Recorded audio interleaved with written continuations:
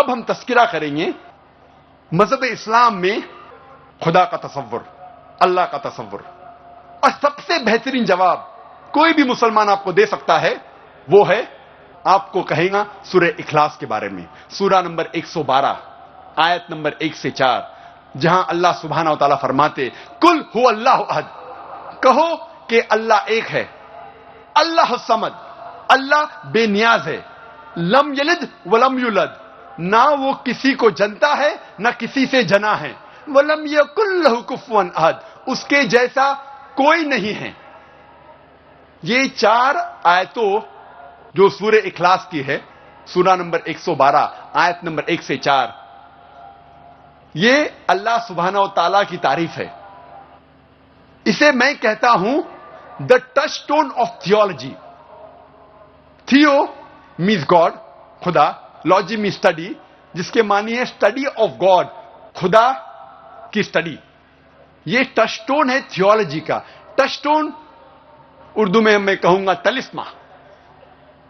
आप जब कोई जौहरी के पास जाते हैं सोना खरीदने या बेचने के लिए, और आप जानना चाहते हैं कि सोना कितना खरा है, तो आप जौहरी को देते हैं, आप ये सोना जौहरी को देते हैं, और वो सोने को टचस्टोन से एक पत्थर से घिसता है, और जिस तरीके का रंग उस पत्थर पे आता है, फिर वो आपसे कहेगा कि ये सोना हो सकता है कि 22 कैरेट का है, या 20 कैरेट का है, या 18 कैरेट का है, या हो सकता है वो सोना ही नहीं है, क्योंकि हर चीज जो चमकती है वो सोना नहीं है। All that glitters is not gold.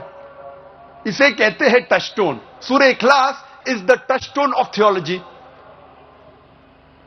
जो भी खुदा की आप इबादत करते हैं, अगर आप जानना चाहते हैं कि वो सही खुदा है या सही भगवान है, आप उस भगवान, उस खुदा को जांचो सूरह इखलास की बुनियाद पर, और फिर आपको पता लगेगा कि जो खुदा की आप इबादत कर रहे हैं वो सही खुदा है कि नहीं।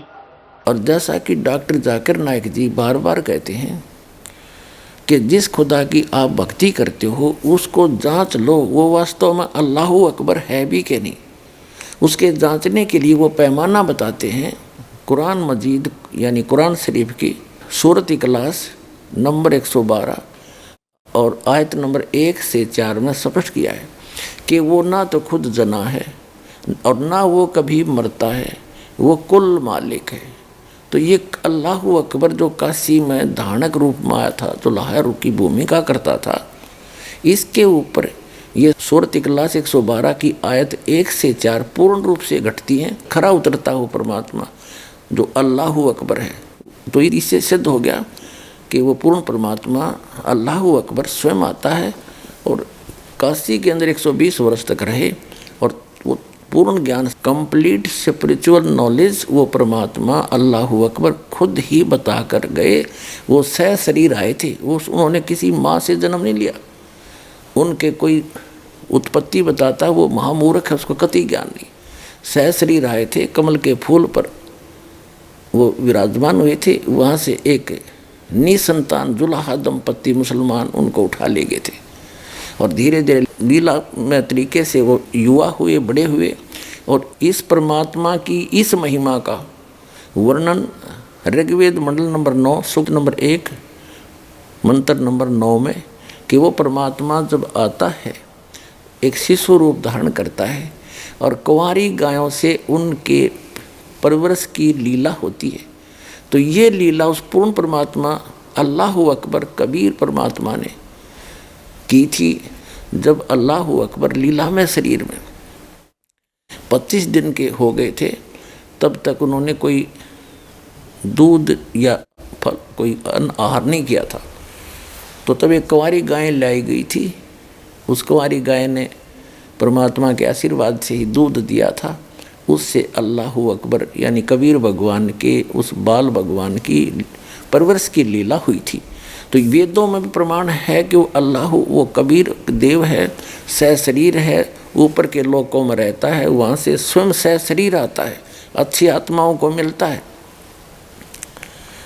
और उनको यथार्थ ज्ञान स्वयं ही बताता है, एक कवि की तरह आचरण करता है और वो पूर्ण परमात्मा होता है।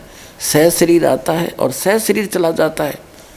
जैसे एक मगहर नाम का स्थान है, संत कबीर नगर जिला उत्तर प्रदेश के अंदर, पहले वो बस्ती जिला के अंदर था। वहाँ एक मगहर छोटा सा नगर है, उसके अंदर एक बिजली खान नाम के मुसलमान नवाब थे।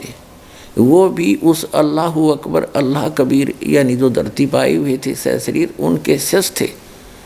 और काशी शहर के नवाब हिंदू राजा थे वीर देव सिंह बघेल, और वो दोनों ही उनके शिष्य थे। उनकी भक्ति और शक्ति से प्रभावित होकर उनके शिष्य हुए थे।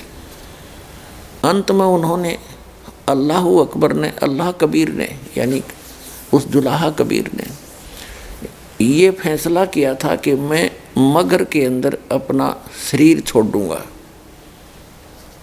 क्योंकि हिंदुओं के जो गुरु थे ब्राह्मण, वो कहा करते थे कि जो व्यक्ति मगहर में मरेगा वो गधे की योनि में जाएगा, नरक में जाएगा, उसको बहुत कष्ट होंगे, वहाँ कोई मत मरियो। काशी में जो मरेगा, बनारस में ब्राह्मण कहा करते थे, वो सीधा स्वर्ग जाएगा। और परमात्मा कहा करते कबीर देव जी अल्लाहु अकबर कि अच्छी सत भक्ति करने वाला व्यक्ति, शुभ कर्म करने वाला व्यक्ति कहीं पर भी मृत्यु को प्राप्त हो, वो सीधा अपने उस यथा स्थान पर जाएगा, अच्छे स्थान पर जाएगा जिसकी उसने भक्ति कर रखी है। और निकम्मे कर्म, बुरे कर्म करने वाला व्यक्ति कहीं मरियो, मगर मरो चाहे काशी, वो सीधा नरक में जाएगा। लेकिन ये ब्राह्मण नहीं मानते थे, यानी हिंदुओं के धर्मगुरु इस बात को स्वीकार नहीं करने को तैयार थे और न ही जनता को स्वीकार करने दे रहे थे। उनके इस भ्रम का निवारण करने के लिए अल्लाहु अकबर अल्लाह कबीर, धाणक कबीर, जुलाहा कबीर ने कहा था कि मैं मगहर में प्राण त्यागूंगा और तुम देख लेना आकर के, और अपने जंतर मंत्र, अपने सारे ज्योतिष लगा लेना कि उस स्थान पर मरने वाला व्यक्ति कहाँ जाता है। ऐसा ही किया गया। दोनों राजा पहुँच गए, उनकी सेना साथ में थी और बहुत से दर्शक वहाँ पहुँच गए। एक चादर नीचे बिछाई परमात्मा ने, एक चादर ऊपर ओढ़ ली, और जब देखा कि दोनों तरफ से सेना खड़ी थी, परमेश्वर ने पूछा भी बिजली खां पठान और वीर देव सिंह बघेल, तुम दोनों अपनी अपनी सेना क्यों लाए हो? उन्होंने तो नीची गर्दन कर ली, क्योंकि उनके गुरुजी थे, उद्देश्य अपना बता नहीं पाए। उनका उद्देश्य ये था कि मुसलमान भाई कह रहे थे कि ये हमारा पीर है, हम इनका अंतिम संस्कार मुसलमान रीति से करेंगे। हिंदू कह रहे थे ये हमारे गुरु हैं और हम इनका अंतिम संस्कार अपने धर्म के अनुसार करेंगे, इनको नहीं करने देंगे। दोनों ने ये ठान रखी थी, यदि सीधी हाथों बात नहीं बनेगी तो हम युद्ध करके सबको प्राप्त करेंगे। तो परमात्मा तो अंतर्यामी थे, उन्होंने पूछा भाई ये सेना और साथ में हथियारों की क्या आवश्यकता थी, मेरे पास आए तुम। दोनों बिजली खां पठान मुसलमान और वीर देव सिंह बघेल हिंदू राजा ने नीची गर्दन कर ली, नहीं बोले।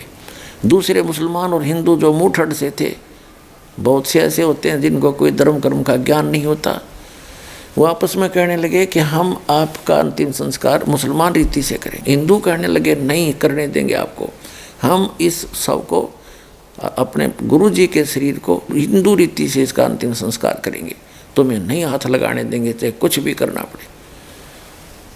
तो परमात्मा ने कहा, वीर देव सिंह और बिजली खां, मैंने यही शिक्षा दी थी आज तक कि तुम इस मिट्टी के ऊपर लड़ मरना। खबरदार जब तुमने ऐसी गलती की, तुम देख लेना तुम्हारी खैर नहीं होगी।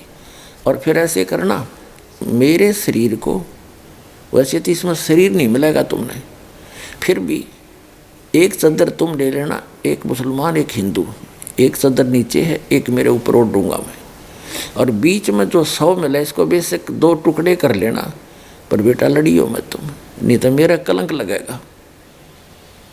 दोनों एकदम शांत हो गए, लेकिन मन में न्यूं था कि गुरुजी ने शरीर छोड़ने दो, फिर देखेंगे। अब थोड़ी देर में क्या हुआ कि एक चादर नीचे बिछाई, एक ऊपर ओढ़ी, कुछ देर में देखा ऊपर आकाश से आकाशवाणी की कि भी देख लो पंडितों, मैं जा रहा हूँ अपने सतलोक में, तुम्हारे स्वर्ग से भी बहुत आगे, तुम्हारी जन्नत से भी आगे जा रहा हूँ, जो अमर लोक है, शाश्वत स्थान है, जहाँ कभी मृत्यु नहीं होती। और मैं वहीं से आया था। ऊपर देखा परमात्मा ऊपर जा रहे हैं, सह शरीर ऊपर जा रहे हैं। चद्दर उठा के देखा तो नीचे सुगंधित फूल मिले, जैसे ताजे तोड़ कर लाए हों बगीचों से। हिंदू और मुसलमान आपस में गले मिल गए, रोए बुरी तरह बालकों की तरह, और कहें हम कितने नीच थे, हम कितने निकम्मे हैं। उनको अंतिम समय भी सुख नहीं दिया, और वो तो अल्लाह थे, अल्लाह अकबर थे, वो तो वो गए, फिर वो ओझल हो गए। पहले तो खूब रोए सारे आपस में गले मिलकर, हिंदू और मुसलमान। पुण्यात्माओं, ये समर्थ है, ये समर्थ परमात्मा, कादिर परमात्मा है। यदि उस दिन वो लीला नहीं करते, वैसे तो कहीं से भी जा सकते थे, सह शरीर अचानक जा सकते थे। वो उनको मालूम था ये लड़ मरेंगे बोले बालक, और मेरे को कलंक लगेगा। और पहले काफ़ी ज्योतिषों ने ये बताया था कि इस महीने में, माँ के महीने में, और वहाँ पर ऐसे इस बहुत बड़ी आपत्ति है, एक बहुत भयंकर घटना घटेगी, लेकिन वो परमात्मा ने टाल दीवा घटनी थी। और पुण्यात्माओं, महाभारत से भी जबरदस्त युद्ध हो जाता, ग्रह युद्ध छिड़ जाता, हिंदू और मुसलमानों का कटका मर जाते। उस परमात्मा ने वह होनी भी अनहोनी कर दी, टाल दी। और हमारे भगवान श्री कृष्ण एक महाभारत नहीं टाल सके, जहाँ 18 करोड़ व्यक्ति कटका मर गए, क्योंकि वो काल के अधीन थे। ये काल के बाप हैं, वो अल्लाह अकबर हैं, ये पूर्ण परमात्मा है। और इसके ऊपर वो सारी कुरान शरीफ की जो सूरत इखलास है 112, उसकी आयत 1 से 4 पूरी खरी उतरती हैं। तो पुण्यात्माओं, पहचानो इस अल्लाह अकबर को, उस पूर्ण परमात्मा की पूरी जो यथार्थ भक्ति, यथार्थ ज्ञान इस दास के पास उपलब्ध है। आ जाओ, हिंदू, सिख, ईसाई और मुसलमान सबके लिए दरवाज़ा खुला है।